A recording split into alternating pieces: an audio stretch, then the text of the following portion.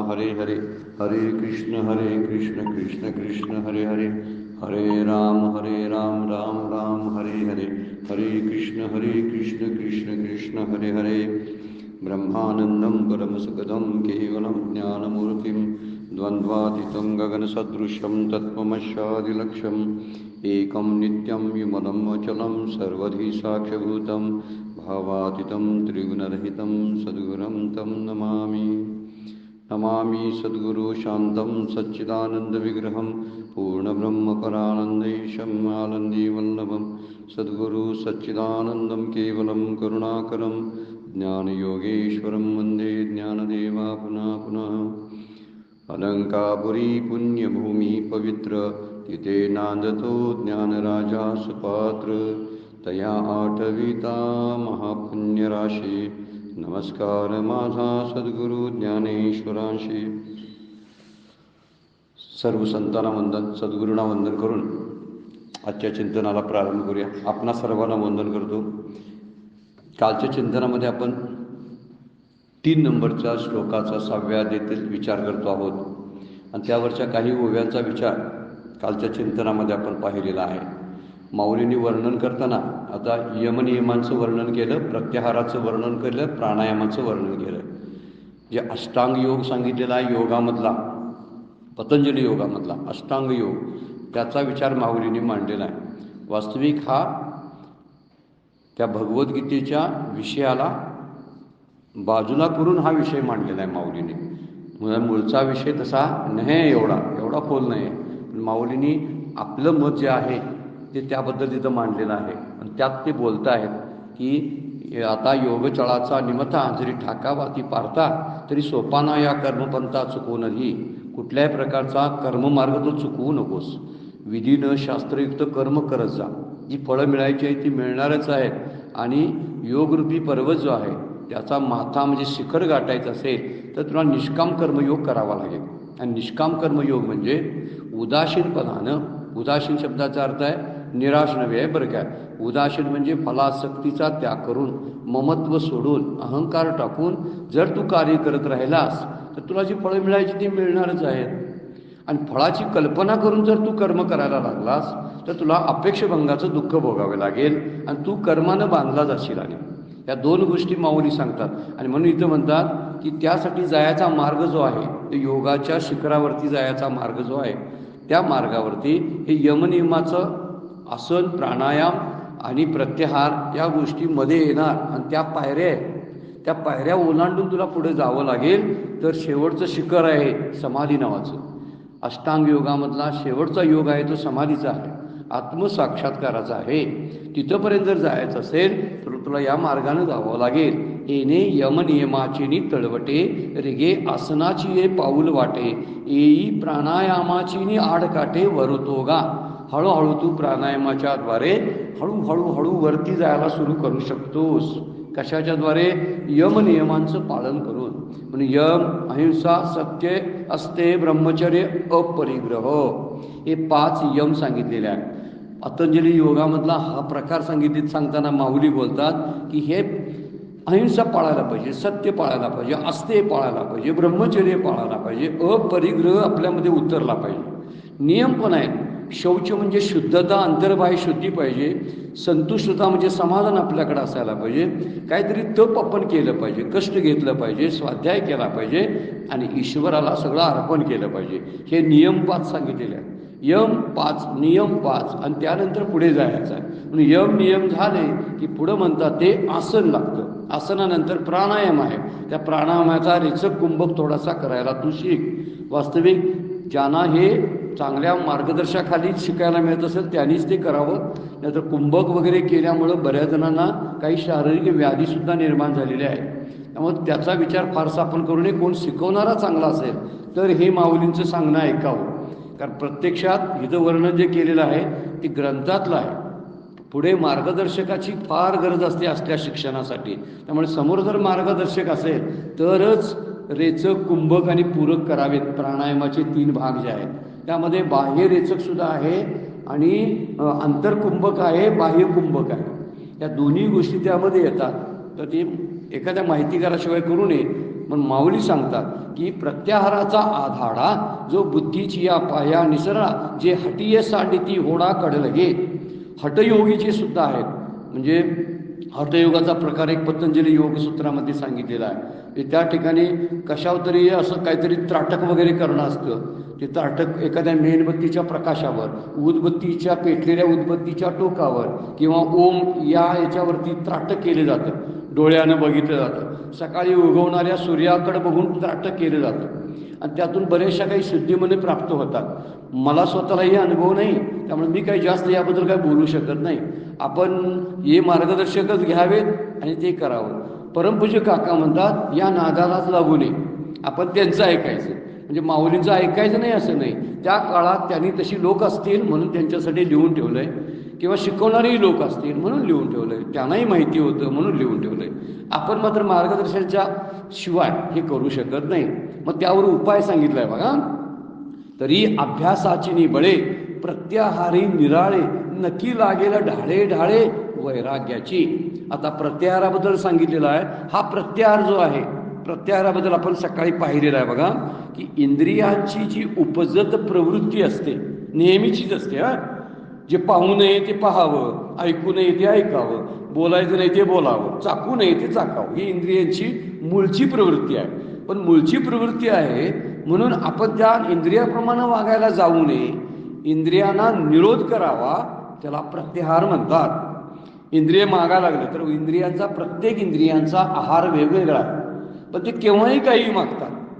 याचा विचार आपण करावा, त्याची गरज आहे का म्हणून विचार करावा. भरल्या पोटावर सुद्धा जिलेबी खा म्हणतो ते, किंवा बासुंदीच्या 2 वाट्या अजून मारतो.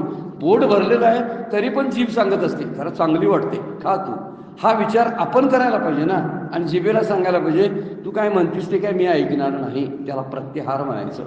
डोळे म्हणतात मी हे पाहतो, टीव्हीच पाहत बसतो, पण त्याला थांबवून डोळ्यांना म्हणायचं तू डोळे तिकडे बघायचं नाही, ज्ञानेश्वरी वाचत जा, ते ज्ञानेश्वरीच्या ओव्या पहा, तुकोबांची गाथा उघड, उपनिषद उघड, गीता उघड आणि त्याचा अभ्यास कर. हे जे प्रत्याहाराचं बोलणं आहे त्या प्रत्याहाराचं बोलणं वेगवेगळ्या पद्धतीने सांगायला सुरुवात आहे. आणि म्हणून माऊलींनी पुढे म्हणलेलं आहे अभ्यासाची बळे. इथे एक शक्ती मोठी आहे, अभ्यास. अभ्यास याचा अर्थ वाचन करणे नाही. आपण मुलांना म्हणतोय अभ्यास करा, अभ्यासाला बसा की रे, किंवा शिक्षक म्हणतात अभ्यास करा रे. हा अभ्यास नव्हे बरं काय, हा शाळेतला अभ्यास. अभ्यास म्हणजे सराव, जे आपण नेहमीचं करतो, जे हिताचं आहे ते पुन्हा पुन्हा करणं, त्याला सराव म्हणतात. आणि परमार्थातली एखादीच गोष्ट पुन्हा पुन्हा करावी लागते. प्रपंचात काय होतं, आपण प्रपंचातही करतो त्याचा कंटाळा येत नाही मात्र, पण परमार्थाचं करायला लागलो आपण, रोज नाम काय घ्यायचं, रोज ध्यान कशाला करायचं, रोज कशाला ज्ञानेश्वरी वाचायची, त्याचा कंटाळा येतो. पण माऊली म्हणतात तसं नाही, अभ्यासाची नाही बळे. हा प्रत्याहारच करायचा असेल, इंद्रियांची उपजत प्रवृत्ती जर थांबवायचं असेल आणि या निसरड्या वाटेनं जर आपल्याला वाटचाल करायची असेल तर अभ्यासाचं बळ पाहिजे. अभ्यास म्हणजे आतला निश्चय आपला बळकट असला पाहिजे. कोणत्याही परिस्थितीमध्ये हा मी मार्ग सोडणार नाही, योगाचा मार्ग हा बरं काय, आणि आपण आपल्या पद्धतीने घ्यायचं परमार्थाचा मार्ग, काही घडोमध्ये मी सोडणार नाही असा निश्चय असला पाहिजे.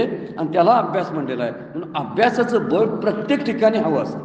आपण जिथं जिथं काम करतो, भले आपण प्रपंचातलं काम करत असो, तिथेही अभ्यास लागतो. हे डॉक्टर, वकील, इंजिनियर लोकसुद्धा पुन्हा पुन्हा ती गोष्ट करतात तेव्हा ती सहज साध्य होत असते.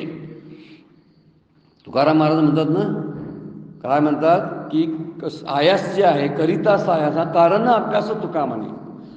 काय म्हणतात की जे अशक्य जे आहे ते शक्य व्हायचं असेल तर त्याला कारण अभ्यास आहे. म्हणून अभ्यास याचा अर्थ पुन्हा पुन्हा केलं पाहिजे. गीतेचा श्लोक वाचा येत नाही, पुन्हा सराव करायचा. त्याचा अर्थ लक्षात येत नाही, पुन्हा वाचायचा. याला अर्थ आहे पुन्हा पुन्हा नाम घ्यायचं, एकदा नाही. तर त्याला अभ्यास म्हणलेला आहे.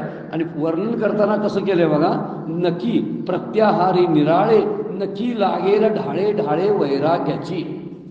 आणि वैराग्याची नक्की जी आहे ती नक्कीनं तो आपला धरलेला मार्ग पकडून ठेवता येतो. ज्या मार्गाने आपण प्रवास करायला लागलोय, एखादी घोरपड असते बघा, घोरपडीचं उदाहरण बरोबर आहे. खंदारकर महाराजांनी वर्णन करताना घोरपडीचं उदाहरण दिले. शब्द नाही बरं का, या ओळीमध्ये शब्द नाही घोरपड असा, पण नक्की शब्द वापरला. आणि ती नक्की कसली आहे, वैराग्याची.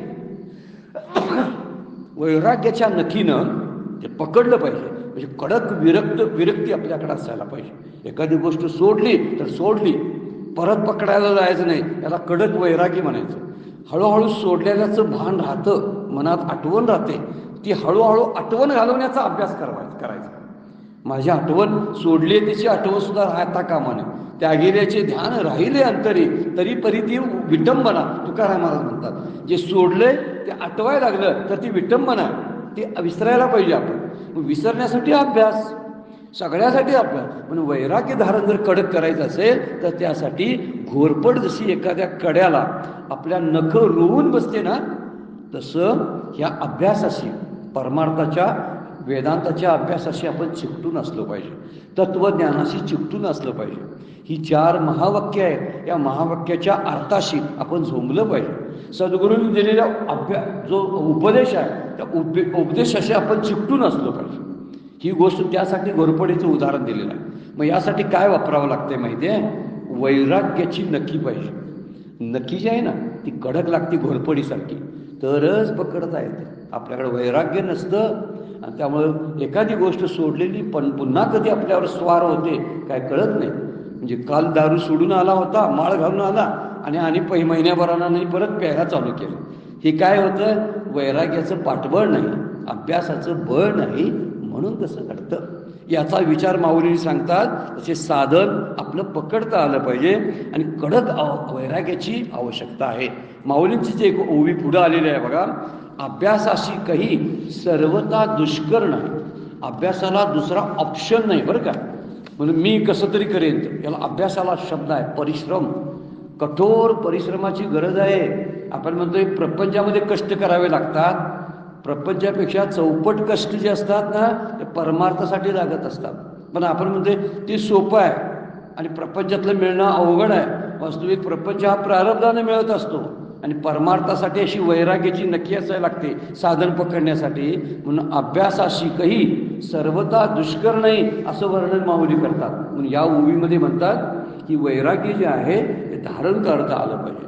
वैराग्याच्या बळानं तुला या सगळा समस्त प्रपंचाबद्दल सुद्धा काय येईल तिटकारा यायला लागेल. म्हणून वैराग्य आपल्याकडे असायला पाहिजे. ऐसा पवनाची नी पाठारे, येता धारणेची नी पैसारे. पुढचा प्रत्याहारानंतरचा पुढचा भाग सांगायला चालू केला बघा.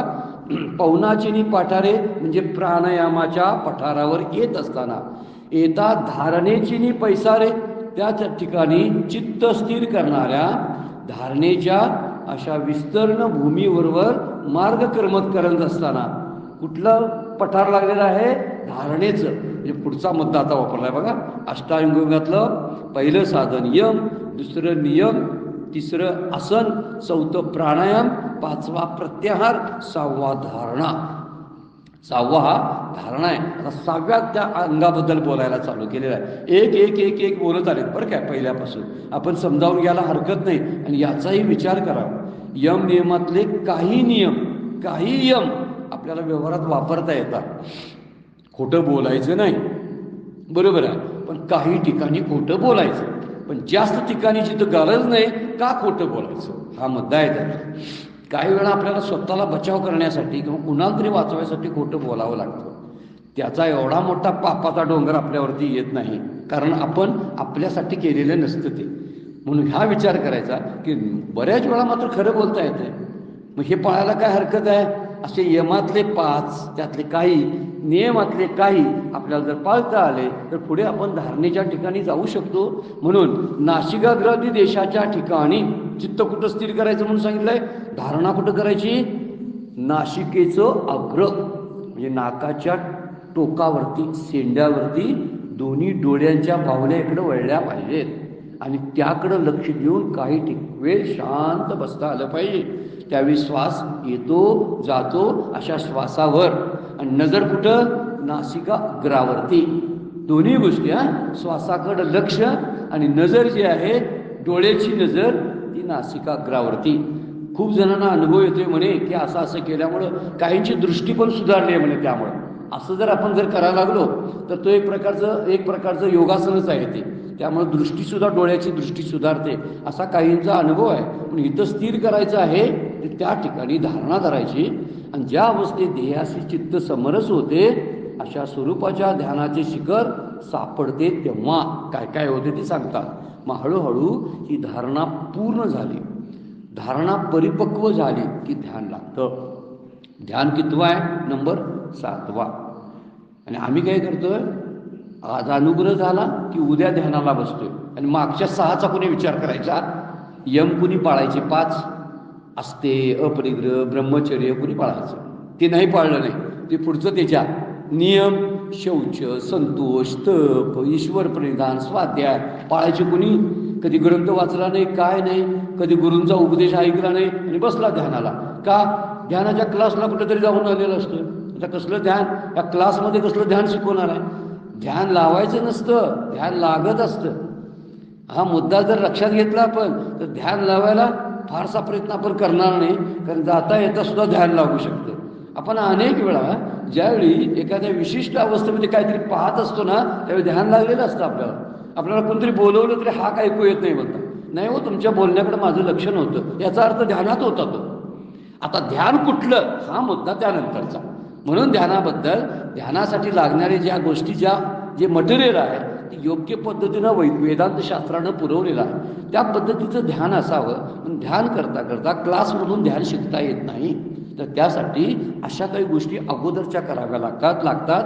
7वा अंग, योगाचं 7वं अंग हा ध्यानाचा आहे. त्यावेळी 6 अंगांचा विचार अगोदर करावा लागेल.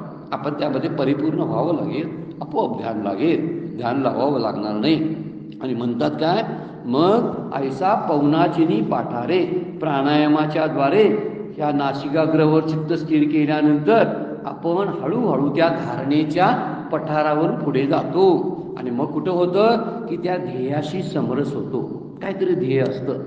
कोण कोण अगदी आत्मस्वरूपावर ध्यान करतात. ब्रह्मकुमाराची काही लोक इथं म्हणतात बघा ध्यान करा, म्हणजे इथं जे आहे आज्ञाचक्र आहे, त्या आज्ञाचक्रावरती. काही जण सांगतात 7 चक्रावरती ध्यान करत जायचं. पहिलं मूलाधार चक्र आहे ना, मूलाधार चक्रापासून सुरू करायचं, ते हळूहळू वरती यायचं. स्वाधिष्ठान आणखीन आहे ती सगळी चक्र. एवढा माझा त्या चक्राचा अभ्यास नाही, वरचा अभ्यास आहे. अधिक माहिती घ्यायची असेल तर घेऊ शकता, पण गरजेची नाही. तर त्या चक्रावर म्हणे ध्यान करायचं. काही चक्रांचा वेगवेगळे अनुभव येतात.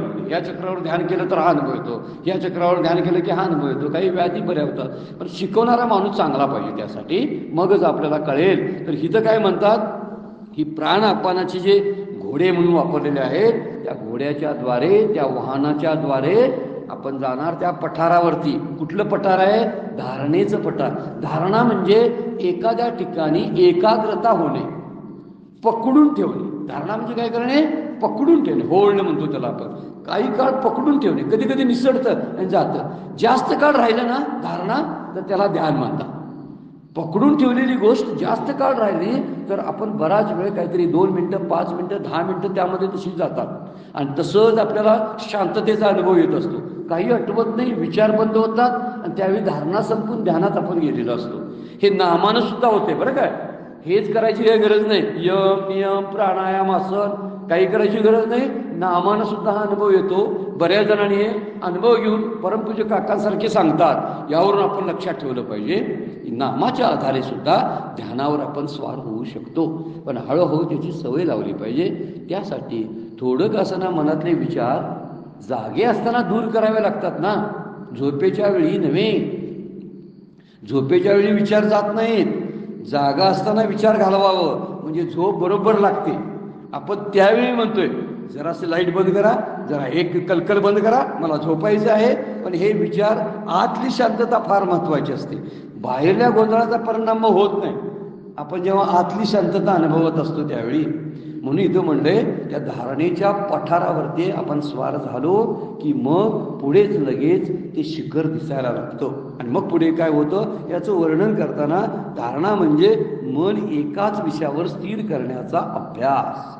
एकच विषय. ओम पुढं आहे ना, ओमवरती, किंवा आणखीन एक नाम आहे त्या नामावरती, एखादी मूर्ती आहे, सद्गुरूंची मूर्ती आहे, मूर्तीवरती, किंवा एखाद्या भगवंताची मूर्ती आहे त्यावरती, काही असेल ती ऑब्जेक्ट काही असेल जे आपल्याला आवडते ते, त्याच्यावर ध्यान करायचं. एक मानसपूजेचा प्रकार सुद्धा सांगितलेला आहे, तो सुद्धा उपयोगी पडणारा आहे आणि तो ध्यान लावायला उपयोगी पडतो. तो मानसपूजा सुद्धा करता येते, ती सोपी गोष्ट आहे याच्यापेक्षा. त्यासाठी देहाशी चिकटून राहण्याचा सराव आपल्याला करावा लागेल. आणि म्हणून म्हटलं काही जण या चक्रांच्या वरती 7 चक्र जे आहेत जी सुरू होतात पाठीमागून, हे गुदमार्गापासून सुरू होणारं चक्र टाळूपर्यंत पूर्ण होतात. आणि त्यावेळी त्या चक्रावर जर विशिष्ट पद्धतीने जर आपण ध्यान केलं, एखाद्या मंत्राचा जप करत राहिलो तर त्याचे एक विशिष्ट अनुभव येतात. असं काहींचा अनुभव सांगितलेले आहेत. जाऊ द्या, आपण काही तिकडे ते करणार पण नाही आणि त्याचा विचारही करायला नको. आपल्याला माऊलींनी काय सांगितलेलं आहे त्या आत्ताच्या 2 ओव्या आहेत ना, आपल्यासाठी पुढच्या महत्त्वाच्या आहेत. काय म्हणतात बघा, एवढी सगळी तयारी झाली आणि ध्यानामध्ये आता आपण प्रविष्ट होणार आहोत. पण ध्यानामध्ये जाताना मुळात आपले विचार थांबावे लागतात.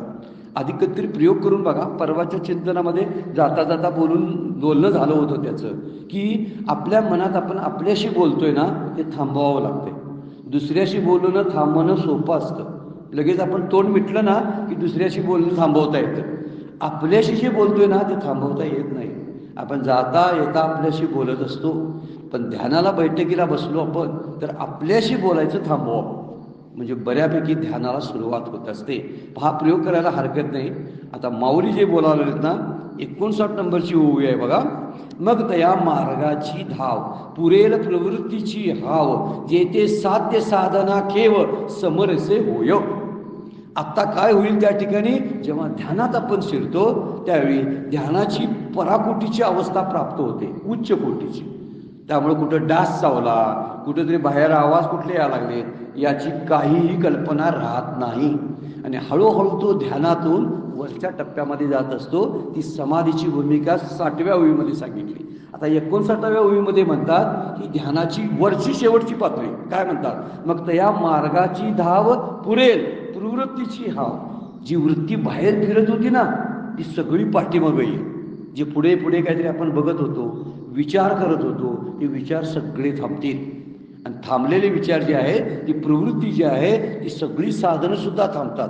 जे आपण साधन वापरत होतो ना ते साधनही बाजूला पडतं. कदाचित काहीतरी घेऊन बसलेलो असतो, मग कुठंतरी बसलोय हे जाणवत असतं, पण नंतर आपण घरी आहे की बाहेर आहे असं जाणवत नाही. असा अनुभव आहे ध्यानातला. इथं म्हणतात सगळे साधनं थांबतात आणि साध्य आणि साधन यांचं ऐक्य होतं. साध्य काय तर त्या गोष्टीची प्राप्ती, त्या आनंदाची प्राप्ती. साधन कुठलं वापरलं, ध्यानाचं, धारणेचं, प्रत्याहाराचं साधन आपण वापरलं आणि त्याद्वारे काय झालं, त्या साध्याची प्राप्ती होते आणि शांतता अनुभवायला येते.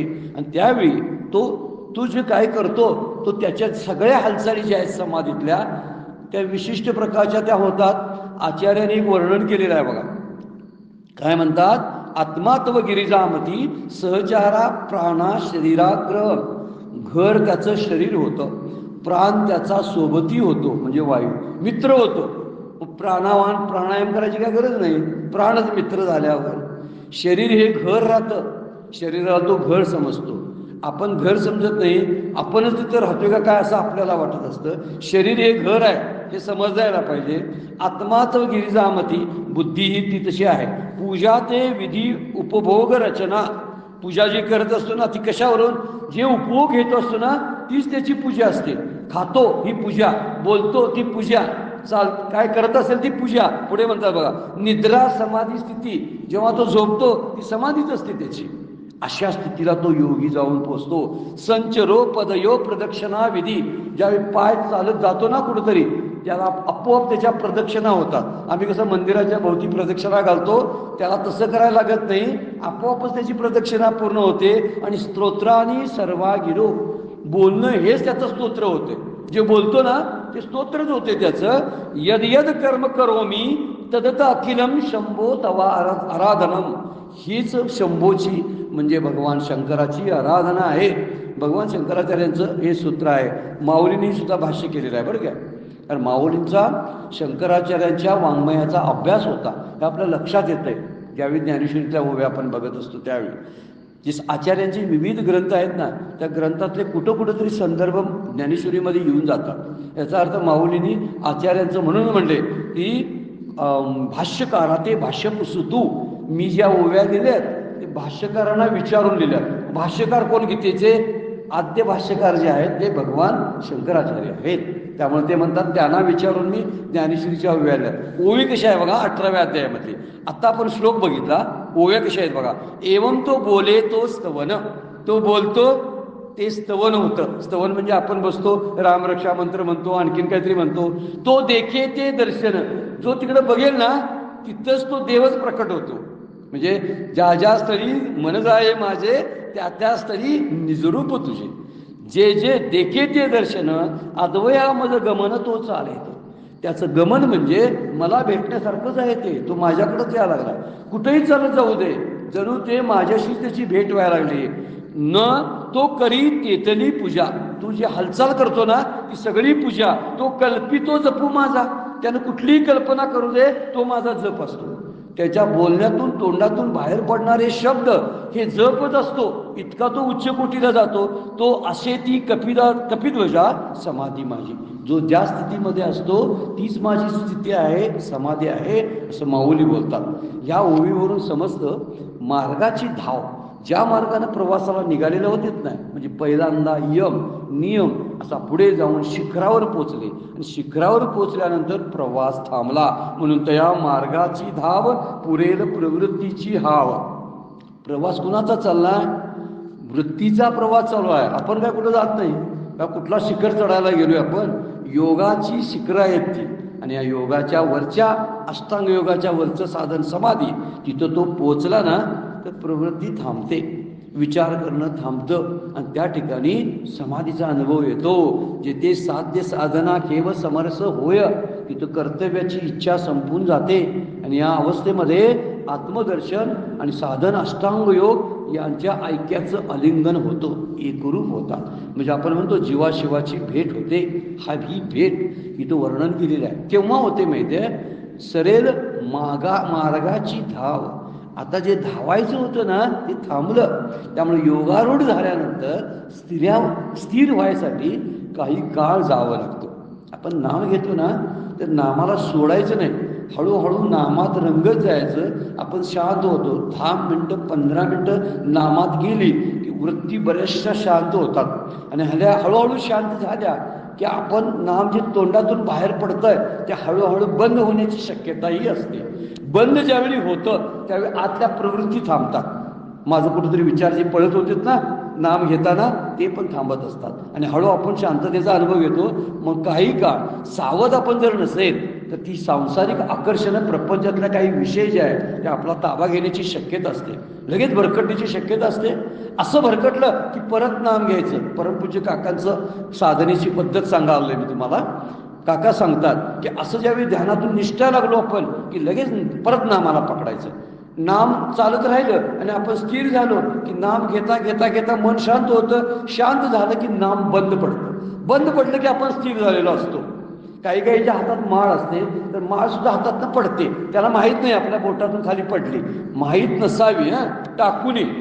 परमपूज्य काका म्हणतात काही जण टाकतात, म्हणतात माझ्या हातातनं माळ गळली बघा, असा त्याचा अर्थ नाही. तो हळूहळू निसटावी. म्हणून म्हणतात मार्गाची धाव संपल्यानंतर अनावश्यक वृत्ती ज्या असतात ना त्या टाकून जातात आणि उपशम होतो. हे श्लोकामध्ये सांगितलेलं आहे बघा. उपशम शम होतो म्हणजे जे मन जे आहे ना ते मन शांत होतं आणि त्याचं धावणं जे आहे बाहेर ना ते धावणं सगळं बंद होतं आणि धावणं बंद झाल्यामुळं स्थैर्य प्राप्त होतं. आणि जोपर्यंत प्राप्तव्य होतं तोपर्यंत काहीतरी कर्म करत होता. आता प्राप्ती झाली म्हणजे त्या शिखरावर चढला. शिखरावर चढल्यानंतर काही चाललं नाही. घराकडे जायचं आपण तर घराकडे पोचेपर्यंत आपण चालत राहतो आणि नंतर घरात गेल्या चालणं बंद होतं. स्वामी अखंडानंदांचं वाक्य आहे बघा. घरापर्यंत चालणं असतं, घरी गेलो की आपण गप्प होतो का नाही, चालणं बंद. तसं आहे. नाम चालू असतं आणि ध्यानाची प्रक्रिया सुरू असते, पण ज्यावेळी कडक असं ध्यान लागतं ना त्यावेळी आपण शांत होतो.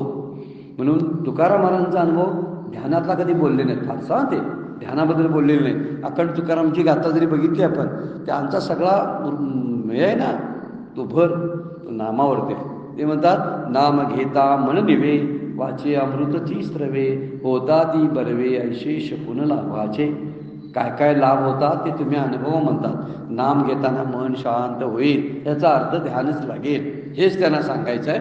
हा त्यांचा अनुभव नामाच्या द्वारे त्यांना प्राप्त झाला. आता माऊली मात्र योगिक प्रक्रियेच्या द्वारे सांगायले की त्यावेळी मनाचं जे उद्विग्न होणं जे आहे, उद्वेग, चिंता सगळ्या थांबतात. प्रपंचाचा विचार संपून जातो. प्रवृत्ती माघारी पाय घेते. सुखाची इच्छाच राहत नाही. आता काहीतरी मला करायचं आहे, मग हे करून ते करायचं आहे, असं कुठलीही गोष्ट मनच काम करायचं बंद होतं. मन पांगळं होतं. त्यामुळे त्याची हालचाल धावणं आहे ना, खरं धावते ते मन, आपण धावतच नाही. आणि मनाच्या धावण्यामुळं सीन कुणाला होतोय? शरीराला. कधीही अनुभव घ्या आपण. मला जो आता त्रास आणि ताणतणाव आहे तो मनाद्वारे तणाव आहे, शरीराचा नव्हे. शरीराला काय जड आहे ते, त्याला काय कळतच नाही. ते कशाला असं काय करत बसेल? धावत नाही ते शरीर, पण मन धावतं. मन धावल्याचा शीन होतोय मात्र आपल्याला. आणि नंतर आपण म्हणतोय कंटाळा आलाय विचाराचा, जरा गप्प बसूया आता, तो विचारच सोडू दे. म्हणजे मन करत असते ते सगळं. हे मनाची उद्विग्नता थांबते आणि सगळी इंद्रिय आपल्याला वश झाल्यासारखा अनुभव त्याला येतो. तुकाराम महाराज आपला अनुभव सांगतात, आता कोटे धावे मन तुझे चरण देखील या. शब्द बघा, चरण वापरला. चरण म्हणजे माऊली बोलतात ना, योगाचं शिखर गाठलं तेच चरण आहे. ते म्हणतात मला विठ्ठलाचं चरण सापडलं, त्यामुळे माझं मनाचं धावणं थांबलं. भाग गेला, सीन गेला, अवघा झाला आनंद. आता कोठे धावे म्हण तुझे चरण देखील या. आता माझं धावणं संपलं. आणि धावणं संपल्यामुळं मी आता शांततेचा अनुभव घेत आहे. सगळ्या प्रवृत्ती माघारी येत आहेत. आणि त्यामुळं पुढे 60व्या ओळीमध्ये शेवट केला आहे, जेत पुढील पैस पारुखे. 2 ओव्या लिहून घेण्यासारखे आहेत बरं काय. जेत पुढील पैस पारुखे मागील स्मरावे ते ठाके ऐसिये सरसीय भूमिके समाधी राहे. ज्यावेळी ज्या अवस्थेमध्ये भावी काळातील कर्तव्याचा विस्तार बंद पडतो, भविष्य काळाचं चिंतनच बंद पडतं. भविष्य काळाला म्हणतात पुढील पैस पारुखे. पारुखे म्हणजे जावं, नष्ट होईल, नाहीशी होईल, लोप होईल त्याचा. भविष्याचं जे आपण चिंतन करत असतो ना, ते निघून जाईल. मागील स्मरावे ते ठाके. मागील म्हणजे घडलेलं भूतकाळातलं, त्याचं चिंता चालू असते, ते चिंता सुद्धा नष्ट होऊन जाईल. म्हणजे भविष्यकाळाचं चिंतन आणि भूतकाळाबद्दलचं काहीतरी देणं घेणं कुठंतरी असतं आपलं, ते विचार सगळे नष्ट होतात त्या ठिकाणी.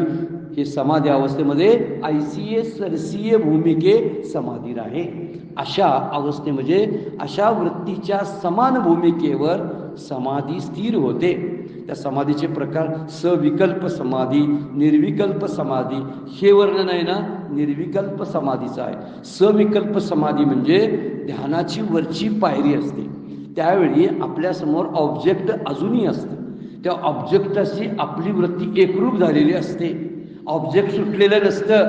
त्यावेळी ध्यानाची वरची पायरी असते. पण ज्यावेळी ऑब्जेक्ट पण संपून जातं, नाहीच कोण पुढं, बघणारा आतला जो होता ज्या ऑब्जेक्टकडं, तो बघणाराच गप्प झालाय, तो नाहीच बघेल. बघतच नसल्यामुळं, द्रष्टा नसल्यामुळं दर्शन बंद होतं. जे पुढं दिसणारे जे दृश्य होतं ना, ते बंदच व्हायला लागतं. दर्शन बंद झालं ना, त्याला निर्विकल्प समाधी म्हणतात. आणि सविकल्प समाधी म्हणजे म्हणजे विकल्प ठेवून असणारी समाधी, आणि निर्विकल्प म्हणजे कुठल्याही प्रकारचा विकल्प नसणारी समाधी. ध्यानाची वरची पायरी म्हणजे सविकल्प समाधी, आणि ध्यान संपून समाधीत जाणं ही निर्विकल्प समाधी आहे. हिथं जी वर्णन केले ना, ते निर्विकल्प समाधीचं माऊली वर्णन करतात की त्याला त्या समाधीच्या अवस्थेपर्यंत तो पोळतो. त्यानंतर पुढची वाटचालच थांबते. पुढील पैस पारुखे आणि मागील स्मरावे ते ठाके. मागची आठवण राहत नाही. मी कुणाचा बाप आहे, मी कुणाची पत्नी आहे, माझी मुलं कुठं आहेत, याची आठवण राहत नाही. किती मौज असेल बघा, गंमत, फार गंमत असेल. ज्याने ते अनुभवलं आणि ते अनुभवलेले सांगतात. आपल्याला या अनुभवासाठी त्यांनी वर्णन करून दिलेलं आहे. आपण हे अनुभव घ्यावा. आपण ध्यानात नाही गेलो आणि यम नियम नाही जरी पाळता आले, गृहस्थाश्रमामध्ये थोडंसं कठीण आहे. यम नियम प्रत्याहार प्राणायाम करणं गृहस्थाश्रमामध्ये जमत नाही, परंतु आपल्याला नाम घेता येते. म्हणून सगळ्या संतांनी, किमान आपल्या महाराष्ट्रीय संतांनी नामालाच प्राधान्य दिलेलं आहे. नाम सोडू नका म्हणतात, कायम नाम. जरी तुम्ही ज्ञानी झाला, तुम्हाला सगळं अंतर्ज्ञान प्राप्त झालं, तरी नाम घेत राहा. आणि हे संतांचं सांगणं आपण लक्षात ठेवायला पाहिजे. हीच ध्यानाची अवस्था आहे. म्हणून माऊलींचे फार सुंदर ओवी आहे 2ऱ्या अध्यायामध्ये.